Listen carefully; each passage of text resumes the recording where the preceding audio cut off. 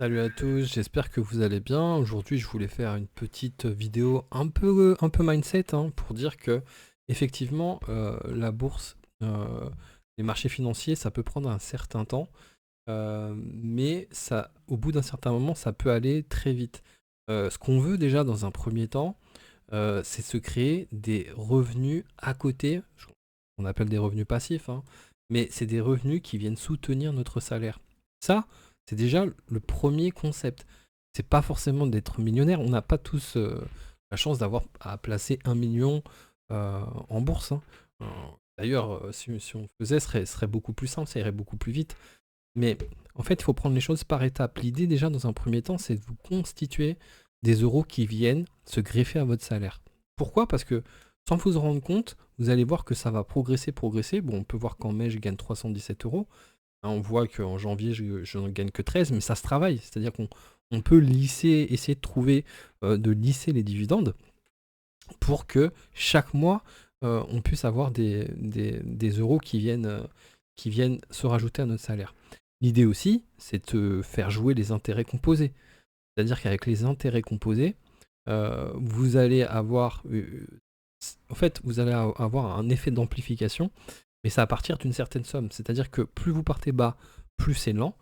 Mais attention, quand ça commence vraiment à tomber, ça tombe très très bien. Généralement, le seuil est autour des 100 000 euros. Comme vous avez 100 000 euros qui commencent à travailler pour vous, ça commence vraiment, vous commencez vraiment à voir les intérêts composés tomber. Mais c'est pas grave, si vous êtes à 5 000, c'est un début, si vous êtes à 10 000, c'est un début. De toutes les façons, si vous voulez arriver à 100 000, il faudra passer par toutes les étapes intermédiaires. Donc, accrochez-vous, mettez de l'argent de côté, soyez sérieux dans vos affaires, ne touchez pas à votre PEA tant que possible, et laissez travailler euh, les intérêts composés.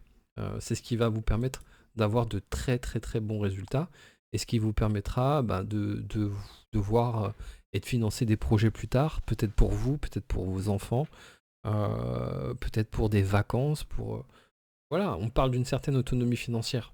Bon, si c'est juste avec la bourse, ça peut prendre un certain temps, mais c'est pas déconnant, je veux dire, quand vous arrivez à votre retraite et que vous avez entre guillemets un deuxième salaire ou un complément de salaire qui tombe, parce que vous l'avez travaillé un peu toute votre vie, c'est quand même agréable quand on voit que les gens à 60 ans sont en pleine forme. Donc si vous en avez 20, 30, c'est clair que c'est génial. Si vous en avez un peu plus, il n'est pas trop tard pour faire de bonnes choses. Moi